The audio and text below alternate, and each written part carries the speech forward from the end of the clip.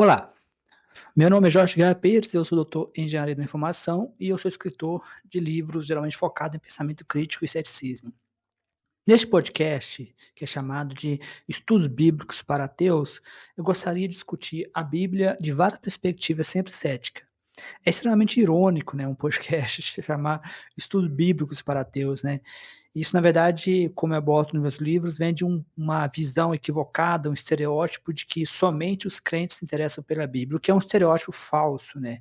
Como eu abordo nos meus livros, existe um número enorme de ateus que se interessam pela Bíblia. O José Saramago, o ganhador do Nobel de Literatura, Bertrand Russell, que foi um ganhador de Nobel de Literatura, na verdade, pesquisas confirmam isso, pesquisas feitas com exame estatístico confirmam que os ateus não somente se interessam pela Bíblia, como sabem mais de Bíblia do que os crentes. Então, assim, é mais um estereótipo. Então, não é uma coisa nova, não é uma coisa diferente. Atualmente eu tenho 2 livros que eu gostaria de recomendar, que eu publiquei, seria a Bíblia, um livro científico, e de Bíblia, a Fábrica de Absurdos. No total são quase 1000 páginas, no qual eu falo da Bíblia sob perspectivas diferentes. De Bíblia, a Fábrica de Absurdos, eu falo dos absurdos narrativos. Seria a Bíblia um livro científico, eu falo dos absurdos científicos, né? Como que a Bíblia não pode ser levada a sério nem em nenhum nível, como um livro científico. Nós temos o criacionismo, nós temos o desenho inteligente, nós temos inúmeros casos, inclusive de cientistas famosos, como o John Lennox, né, que tenta argumentar que o logo, né, que aparece em João, seria uma espécie de algo científico, que os cientistas deveriam levar a Bíblia mais a sério. Por isso que é extremamente importante que pessoas usem o pensamento crítico exatamente para poder quebrar essa ideia de que não existe conflito entre ciência e religião, ou de que o cristianismo não é uma ameaça ao conhecimento científico. Isso é uma falácia, né? Aqui eu me alinho muito com o Daniel Denesch, né? Quebrando o encanto no livro dele, né? Nós vamos quebrar esse encanto. Então, no mais é isso. Eu espero que vocês aproveitem o episódio do podcast. Lembrando que esse podcast está disponível tanto no YouTube quanto em plataformas como o Spotify, mas em plataformas como o Spotify eu tenho um limite de 2 horas mensais. Então, no YouTube eu posto com mais frequência. Então, bom aprendizado. Bom, e se o manual de regras mais famoso, mais impresso e mais lido de toda a história humana for, na verdade, o registro detalhado de uma pedagogia que simplesmente não funciona? É uma provocação e tanto para começar a nossa análise. Com certeza. Hoje, a nossa mesa de estudos está cheia de materiais que propõem exatamente esse debate. Sejam muito bem-vindos ao nosso mergulho profundo. É um prazer estar aqui de novo. A gente vai investigar uma série de artigos do pesquisador Jorge Guerra Pires, com um foco enorme num texto bem contundente chamado Os Exageros de Deus que Nunca Funcionam. Sim, e além desse artigo central, nós também temos trechos da obra do filósofo Bertrand Russell e um relato em vídeo sobre um conflito bem assustador que aconteceu numa escola pública aqui no Brasil. Isso mesmo. A nossa missão hoje é entender como essa ideia bíblica de punição foi construída, os motivos pelos quais os autores argumentam que ela é um modelo pedagógico falho e como essa lógica continua ditando as regras nas salas de aula modernas. E o que é fascinante aqui é notar como textos redigidos há milênios, sabe, para sociedades com dinâmicas culturais que já estão completamente extintas, ainda são a base para o comportamento. Exato, ditando a moralidade e até a disciplina física na educação. É importante a gente contextualizar logo de cara para quem está nos ouvindo que os autores desses materiais fazem uma análise clínica e muitas vezes bem implacável da religião e das consequências práticas dela. Sempre bom lembrar. O nosso objetivo aqui não é validar nem invalidar as crenças de ninguém. De forma alguma. A ideia é mapear os fatos e os argumentos que estão lá nas fontes. Exatamente. Nós vamos traçar a linha que conecta uma teologia muito antiga com o que acontece hoje quando a gente deixa as crianças nas escolas. Então, por onde a gente começa? Certo. Vamos desempacotar isso. O artigo Os Exageros de Deus que Nunca Funcionam traz uma premissa muito forte. A de que o próprio texto bíblico do começo ao fim foi construído sobre a fundação da punição.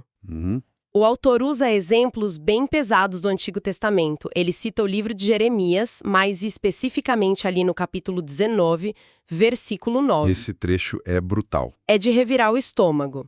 O texto narra Deus anunciando um julgamento extremo contra o povo de Judá por causa de idolatria, e a ameaça é que o cerco inimigo seria tão sufocante que Deus faria com que as pessoas comessem a carne dos próprios filhos e filhas. Quer dizer, é o uso do terror absoluto. Sim, de uma violência narrativa extrema para tentar forçar uma mudança de comportamento no povo. E a análise do autor ganha força justamente ao mostrar que essa estratégia de intimidação não é um caso isolado. Não é um ponto fora da curva num único livro profético. Exato, é o método padrão. Existe um ciclo exaustivo e muito claro que se repete por todo o Antigo Testamento. O roteiro, na verdade, é quase sempre o mesmo. A comunidade desobedece ou abraça outra divindade. E, em resposta, recebe uma punição divina devastadora. A gente está falando de pragas, secas intermináveis. Invasões militares, escravidão. Diante dessa dor e do pânico, o povo se ajoelha, chora e jura arrependimento. Só que a ironia que o artigo aponta é que esse arrependimento nunca é real no longo prazo, né? Nunca. Esse é o núcleo da crítica do texto. Algumas páginas depois ou uma geração depois, a desobediência volta a acontecer da mesma maneira. Então, o próprio texto sagrado relata o fracasso do seu método central. Exatamente. A punição, mesmo sendo a mais traumatizante imaginável, não gera uma transformação ética sólida. Ela não ensina o valor do que é certo. Ela apenas impõe o terror pelas consequências de se fazer o errado. O argumento das fontes é que o relato bíblico acaba provando contra si mesmo. Provando que usar o pânico não cria pessoas com uma bússola moral melhor. Cria apenas pessoas desesperadas por sobrevivência naquele exato instante. E assim que a ameaça diminui, o comportamento anterior volta, porque a consciência de fato nunca foi trabalhada. Tem um outro exemplo mencionado nos textos que ilustra bem essa tentativa de impor a obediência pelo terror, que é aquela história da pessoa apedrejada até a morte. Ah, sim. Simplesmente por estar catando gravetos num dia de sábado. Catando gravetos. A análise desse evento específico revela a lógica da desproporção. Catar gravetos para acender um fogo é uma atividade de sobrevivência básica, algo mundano. Mas por ferir uma regra cerimonial de descanso, a penalidade aplicada é a aniquilação física do indivíduo. E a ideia pedagógica por trás disso é criar um evento tão traumático para quem assiste que ninguém jamais vai ousar quebrar a regra de novo. Mas o ciclo de desobediência continua de qualquer forma. Aí o autor questiona de forma muito lógica se a ameaça de um apedrejamento público não resolveu o problema da desobediência naquela época, porque a gente continuaria acreditando que a punição é a melhor forma de educar o ser humano. E isso dialoga perfeitamente com os apontamentos do filósofo Bertrand Russell, que também aparecem na nossa mesa de estudos hoje. O Russell tem um olhar afiadíssimo para essas questões. Muito afiado, ele foca a atenção naquelas punições que, além de ineficazes, parecem irracionais ou até cômicas de tão fora de lugar. Ele traz à tona aquela famosa passagem dos porcos de Gadara, no Novo Testamento. Essa é clássica. Jesus está lá, diante de um homem possuído, ele expulsa os demônios, mas decide enviar esses demônios para uma manada de porcos que estava pastando ali perto. E os porcos enlouquecidos correm para um penhasco e se afogam no mar. O Russell simplesmente pergunta qual foi o crime dos porcos nessa história. Por que punir os porcos? A observação dele escancara o que ele vê como um resquício dessa mentalidade punitiva antiga. Uma mentalidade que não se sustenta sobre uma lente lógica. Se a entidade tinha o poder absoluto de banir o mal, por que destruir uma manada inteira de animais inocentes? Demonstra uma necessidade quase cênica de destruição. O castigo ocorrendo por pura inércia narrativa. O Russell também cita a história da figueira, que segue bem essa linha de racionalidade. Ah, a figueira que seca até a raiz. Isso. Jesus estava caminhando, sentiu fome e foi até uma figueira procurar frutos. Só que o próprio texto admite que não era a época de dar figos. E mesmo assim a árvore é amaldiçoada por não ter o que oferecer. É a punição da natureza por seguir o seu próprio curso biológico. Trazendo essas observações, os artigos tentam nos mostrar que a pedagogia da vara, essa ideia de que a frustração deve ser respondida com uma retaliação imediata e severa, está tão enraizada que ela acontece até quando o alvo é uma árvore. Ou um animal. E os materiais aprofundam isso de um jeito fascinante quando levam um debate para o campo da psicologia. Sim, eles traçam um paralelo direto entre a base dessa religião, focada em punição para o pecado e recompensa no paraíso, com os experimentos de condicionamento de animais da ciência moderna. Como a famosa caixa de Skinner ou os cães de Pavlov. O condicionamento operante. Exato. Nesses laboratórios, um animal aprende a executar um truque baseado num sistema binário. Se ele fizer o certo, recebe um pouco de comida. O petisco. Se fizer o errado, recebe um choque elétrico. Mas veja, o animal não desenvolve uma compreensão moral sobre o porquê apertar a alavanca é bom ou ruim. Ele apenas reage aos estímulos físicos de dor e prazer. E a provocação filosófica que as fontes trazem é muito profunda. Tratar a moralidade humana dessa mesma forma não é uma redução drástica da nossa capacidade. O que nos leva ao pensamento de Immanuel Kant, que também é mencionado nas fontes. Para a ética kantiana, uma ação só tem verdadeiro valor moral se for feita pelo senso de dever, pela compreensão racional de que aquilo é o certo a se fazer, não importa o resultado. Então, se uma pessoa não rouba, não mata e ajuda o próximo única e exclusivamente porque tem pavor de ser torturada eternamente no inferno, ou porque deseja a recompensa infinita do céu. Essa pessoa não tem autonomia moral, segundo Kant. De jeito nenhum.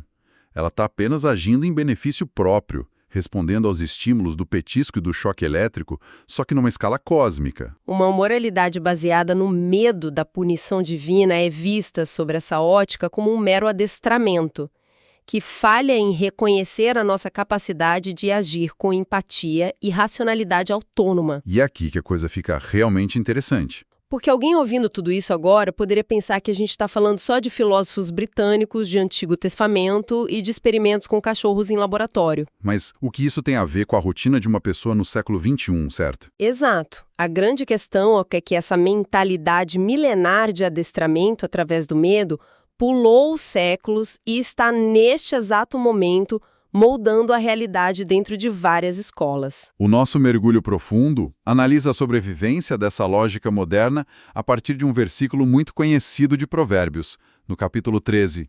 Aquele que diz: quem poupa a vara odeia seu filho, mas quem o ama, desde cedo disciplina. Esse versículo é, sem exagero, a pedra angular que sustenta o uso da violência física como método educativo até os dias de hoje. E o impacto prático dessa crença é chocante e totalmente quantificável. O autor dos artigos nos traz dados alarmantes que também são citados pelo neurocientista Sam Harris sobre os Estados Unidos. Mesmo com todo o avanço da pedagogia infantil, da psicologia, 21 estados americanos ainda permitem que a punição corporal seja aplicada legalmente nas escolas públicas. 21 estados, a gente está falando de professores e diretores com autorização legal para usar palmatórias e pedaços de madeira contra os alunos. É a transposição direta do conceito daquele pastor de ovelhas lá da Idade do Ferro, empunhando o cajado, direto para a sala do diretor moderno. E os dados revelam algo muito claro sobre onde isso acontece, né? Sim, a geografia da agressão legalizada em escolas americanas se sobrepõe quase perfeitamente às áreas de maior fervor religioso conservador do país. Os estados que ainda permitem bater em crianças são predominantemente aqueles localizados no chamado cinturão bíblico, o Bible Belt.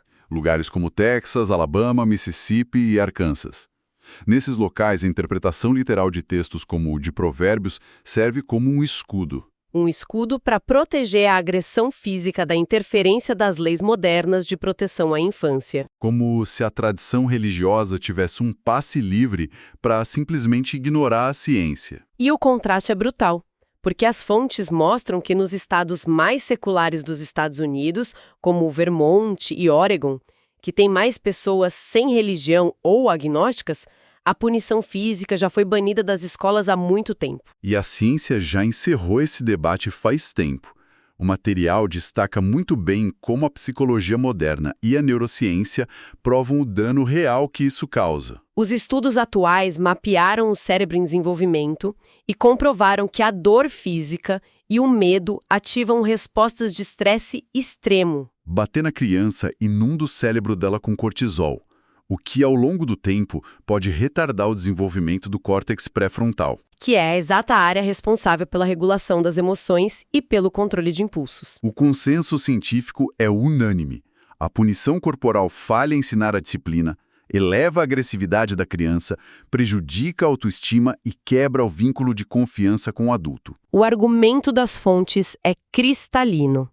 A ciência humana qualifica a prática como uma agressão que causa trauma, enquanto a tradição religiosa continua exigindo que ela seja chamada de educação. E é justamente essa resistência em abandonar a pedagogia da vara que nos traz a uma situação absurda aqui no Brasil. O vídeo analisado pelo pesquisador Jorge Guerra Pires ilustra como toda essa teoria e estatística se manifestam no cotidiano de uma escola pública brasileira de forma muito agressiva. O caso documenta a luta de uma mãe para proteger a filha de apenas 11 anos. Uma menina de 11 anos, vinda de uma família com visão diferente da religião cristã hegemônica, que simplesmente se recusou a participar de um momento de oração que a professora impunha na sala de aula. Instituição.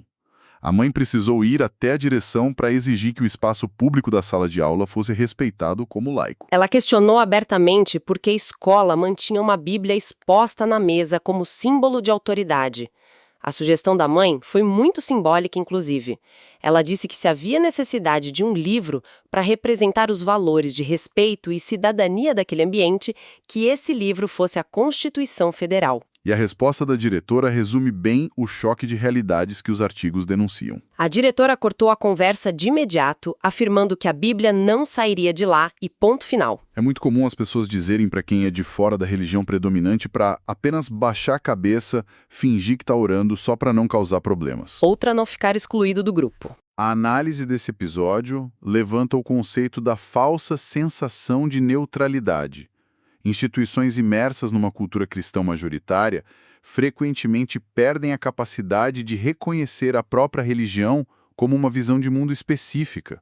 Eles passam a enxergar seus símbolos e costumes não como uma doutrina, mas como a base moral neutra da sociedade. Exato. Por isso que trocar o livro sagrado pela Constituição soa, para a diretora, não como adequação à lei civil, mas como uma ofensa moral. É aí que as fontes introduzem uma discussão importantíssima sobre a violação da consciência. Que é exigir que uma pessoa atue e finja uma crença contra a própria vontade. A liberdade de crença garantida constitucionalmente é inseparável da liberdade de não crer. Quando o Estado pressiona uma criança a se dobrar a um rito que não é dela, ele está cometendo uma violência contra a integridade mental daquele indivíduo. E a tentativa de forçar a obediência e o conformismo. Mas a história ganha um contorno quase inacreditável dias depois, mostrando como essa lógica de punição se desdobra na sala de aula. A mãe relata que essa mesma professora, que impunha a oração, foi dar uma aula sobre bullying para essas crianças. Esse é o momento onde tudo se conecta com aquele manual fracassado lá do início. A professora, com toda a autoridade de sua posição, afirmou para a turma que, se os pais batessem nos filhos como a Bíblia manda, o bullying simplesmente não existiria na escola. É o ápice da distorção do papel do educador. E a prova material do que o artigo do Jorge Guerra Pires denuncia.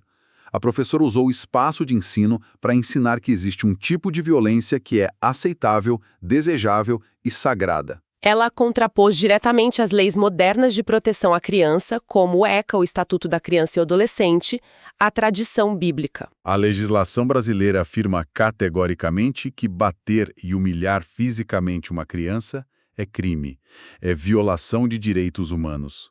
Mas a professora orienta os alunos de que a lei secular os deixa vulneráveis e que a agressão física justificada pelo livro religioso seria a verdadeira barreira contra o bullying. O que revela uma lógica profundamente perversa. Ela está defendendo que a solução para conter a agressão emocional entre os colegas é instituir a violência física inquestionável dentro de casa. Isso contraria séculos de estudos psicopedagógicos. Retorna à pedagogia de Jeremias e de Provérbios, a ideia de que o terror ensina virtude. O que ela ensina às crianças, na verdade, é que a força bruta resolve os conflitos, desde que seja aplicado por alguém que detém a autoridade de dizer que aquilo é disciplina. Então, o que tudo isso significa no fim do dia? Revendo as fontes que analisamos hoje, o quadro é muito claro e bem inquietante. Com certeza. A ideia de que a punição e o medo geram obediência e moralidade é a espinha dorsal de textos que fundaram grande parte da nossa sociedade civil. Vimos que o próprio manual religioso atesta as falhas do seu sistema, desde histórias antigas de cercos implacáveis até o absurdo apedrejamento de quem catava gravetos num sábado. O medo extremo só consegue forçar submissões voláteis e temporárias. E mesmo com séculos de distância, com a neurociência mapeando os traumas causados por essa abordagem e sabendo que a agressão física prejudica profundamente a formação do caráter, ainda vemos a sociedade se recusando a soltar a vara. Vemos desde estatísticas de punições nos Estados Unidos até professoras no Brasil que insistem em promover essa lógica perversa do medo como se fosse a única pedagogia válida. A relevância de investigar esses materiais reside justamente na urgência de entender de onde vêm os ecos desse autoritarismo que ainda moldam as escolas atuais. Grande parte da resistência em aplicar políticas educacionais baseadas na compreensão empática não vem de uma discordância científica. Vem da dificuldade de superar uma herança cultural que há milênios romantiza o castigo como se fosse prova de amor. Decidir abandonar essas práticas não é só modernizar a escola, é reconstruir a forma como a sociedade define a palavra justiça de maneira estrutural. Enquanto a narrativa de punir para salvar continuar sendo aceita de forma literal e cega, o ciclo de produzir medo no lugar de consciência nunca vai ser quebrado. Concordo plenamente. Analisar e desconstruir essas narrativas é sempre essencial para quem acompanha esses debates. É uma constatação que incomoda, mas esse incômodo é necessário. Para fechar o nosso encontro de hoje, deixo uma reflexão para acompanhar quem está nos ouvindo e expandir os horizontes do que debatemos aqui. Se as evidências da história, da filosofia, da neurociência e até mesmo o relato do fracasso, da punição nas narrativas antigas apontam para a mesma conclusão de que usar o medo, a dor e o castigo físico não criam indivíduos com uma moralidade melhor, mas apenas pessoas mais assustadas e condicionadas, até que ponto a nossa sociedade está genuinamente disposta a suportar o desconforto de abandonar uma tradição autoritária para assumir a responsabilidade complexa, árdua e real de ensinar as novas gerações como ter autonomia e empatia de verdade. O caminho pelo diálogo dá muito mais trabalho que o uso da força, mas talvez seja o único que crie pessoas e não apenas reflexos condicionados. Foi um privilégio compartilhar essa investigação com a nossa audiência. Que possamos continuar trazendo luz aos conceitos que muitas vezes aceitamos sem questionar. Até a nossa próxima análise. Que possamos continuar trazendo luz aos conceitos que muitas vezes aceitamos sem questionar. Até a nossa próxima análise.